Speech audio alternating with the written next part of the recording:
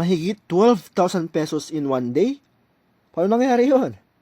Hello Silas students, this is Sir Vincent, and halika't samahan niyo ako kung paano ang factory worker in South Korea holiday work. Dito sa Korea guys, may mga red holidays kumbaga. Ang mga red holidays, paid yan, bayad na bayad kahit di ka pumasok. Pero ako, may pasok kami ngayon, syempre papasok tayo kasi pera pa rin yan. So, ito, holiday work na yun tayo. Silas, for payment na kayo, kaya good luck at makarating kayo dito sa South Korea. Ako si Sir Vincent ng Silas, and see you soon. So, actually hindi sana ako papasok kasi yung holiday. Minsan lang magka-holiday, gusto ko rin gumala, ganun. Kaso, wala kasing tao, kaya kailangan natin pumasok. At saka night shift ako, hindi pwedeng mag-absent kasi walang papalit.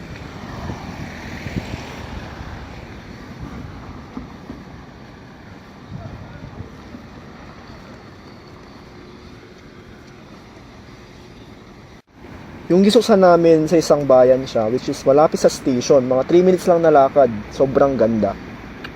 Pero, provided siya ng company, pero nagbabayad kami ng 120k. Okay na rin yun, kasi naman wala, di ba? So, ayan, pagpasok mo sa subway, itatap mo yung card mo.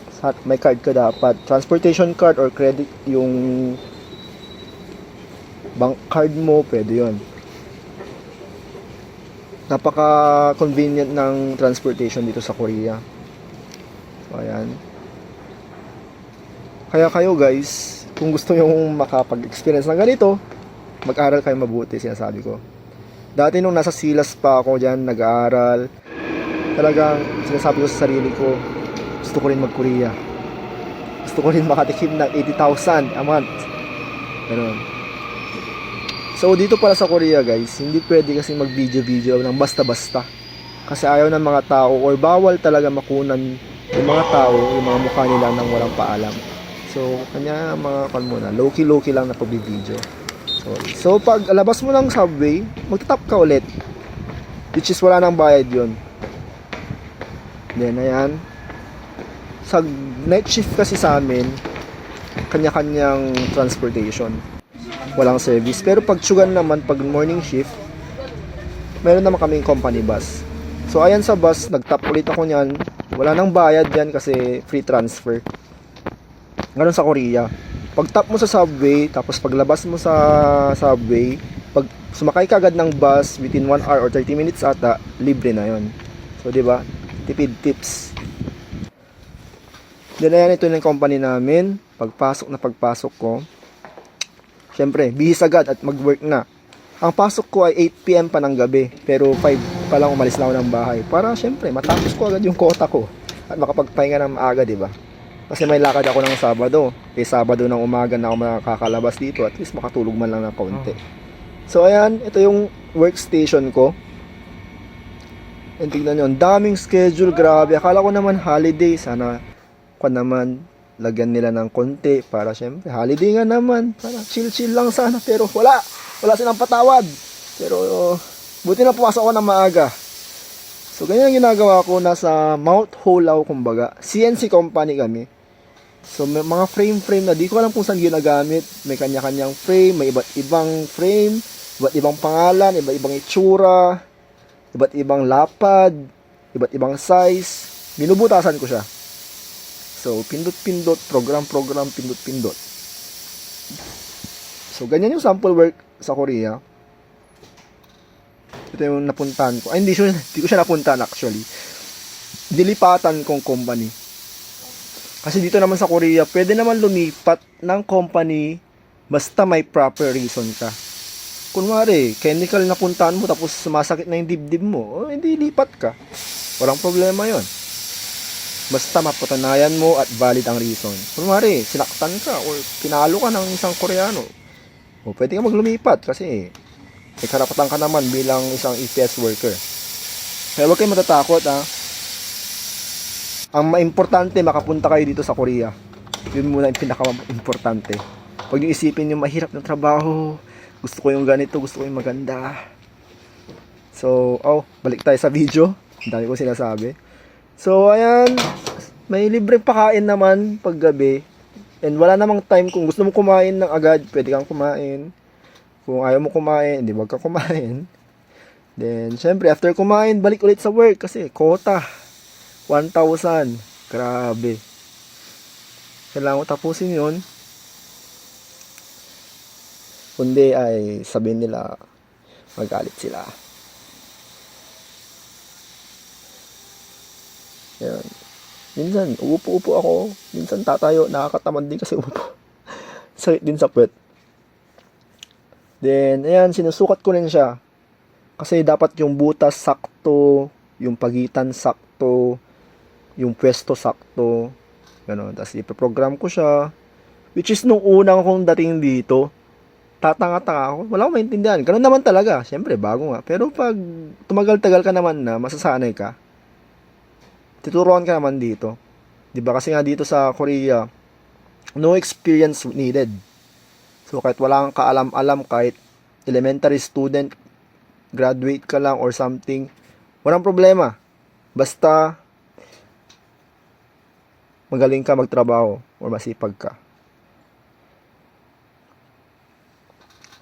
And ito nga sabi ko nga may iba't ibang frame. Siyempre,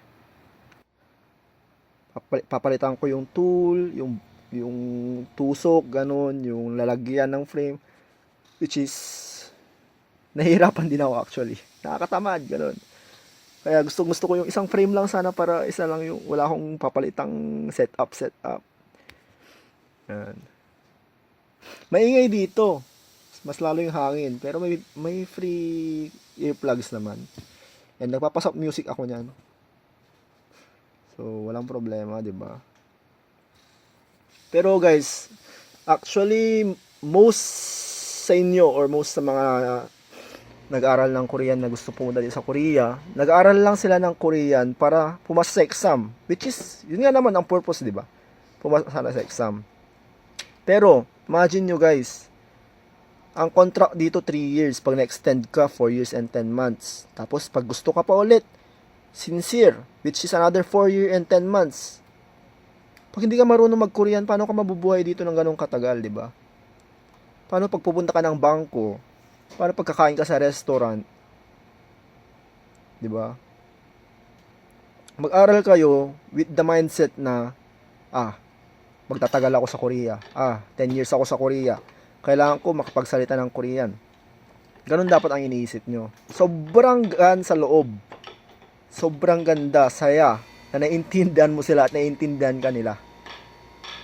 Kasi nga, ini-expect din ng mga sadyang na dito, yung mga boss dito, na magagaling ang mga na-hire nila. Kasi nga, sa exam, di ba? Tinataasan yung passing score, tas may quota. In-expect nila yung mga makakapasa ay may alam ng konti. Kaya kailangan nyo mag-aral. Mag-memorize ng vocabs yung binigay ng SILAS na 1,000. Hindi lang yun dapat eh. Higitan nyo pa yun. Kung gusto mo talaga, kung gusto mong pumasa, gusto mong makatikim ng 80,000, ng 12,000 in one day. Grabe. Ako noon, nandyan ako sa SILAS. Yung 1,000 na yun, na-memorize ko ng 2 weeks. Kasi nga, gusto kong mag-Korea. Yung grabe, yung buhok ko naglalagas na noon. Pero syempre, opportunity to. Ang mahal ng babayad sa exam, magkano, di ba? 1,300, 1,400. Tapos, yung pamasahe mo papunta sa school. Nag-enroll ka. Tapos, pangkain mo pa. Isipin mo lahat yun. Hindi biro ang pera dyan sa Pilipinas, di ba? Kaya, payo ko talaga sa inyo, mag-aral kayo na mabuti, makinig kayo sa teachers, and wag umasa sa teachers. Dapat tulungan mo rin yung sarili mo. Kasi kahit gaano kagaling ang mga teachers, gaano kaganda yung mga libro, gaano kapursige magturo, mag-guide, kung wala ka namang sense of, 'di ba, responsibility na mag-aral talaga ng mabuti, wala talaga yan. So back sa video ulit. So natapos ako mga 4:30 ata, which is kaya tulog muna ako para makapaggala ako mamaya. Kasi pag hindi ako natulog at napagod ako, gabi na ako makagising, wala na yung Sabado ko. So, ayan, bumalik ako 7:30. Syempre, sinalamat yung magtrabaho. Pagdating nung boss or ng mga Korean, uy, nagtrabaho pa rin siya. Uy, yung sipag. Ganon. So, yan, susulat ko yung mga data, yung mga ginawa ko, yung mga sizes, yung mga program. Yan. Pakitang tao kung ba. Tamang petics lang, di ba? Pero, depende yon. So, pauwi na. Same old. Magbabas, tas sa subway. Yan. Hindi ko na na-video kasi palobat na rin ako. Yan yung mga katrabaho ko. Tap ulit. Siyempre may bayad na yun ha. Sabi ko nga kanina, pag 1 hour lang, walang bayad. Tapos ayan, nagkakayayaan magkumain sa ramyun. Pang umaga. And yun na, natapos na yung araw ko. Kumita ako ng 12,000 ng ganun lang. 'Di ba? Sa Korea, i-explain ko sa inyo kung paano yung 12,000 na yon. So ang hourly rate dito ay 412, 9,861. Overtime rate, which is kanina, OT nga, 'di ba? Red calendar, OT rate 'yon, so 14,791. Tapos may night differential pa, night shift ako, 4,931.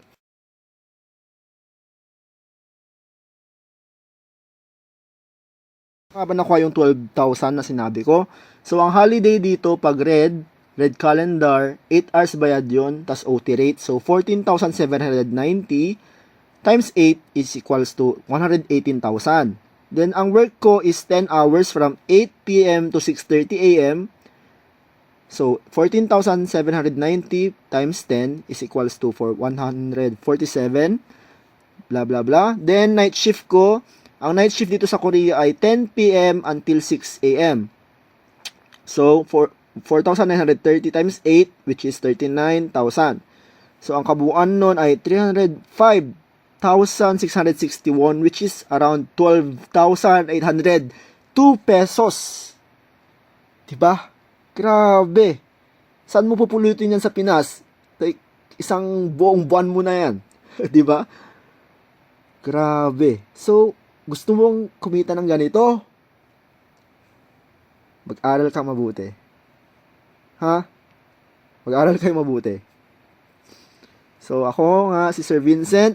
Kung may katanungan kayo, pwede nyo akong i-chat dito sa mga socials ko. And subscribe na rin, di ba?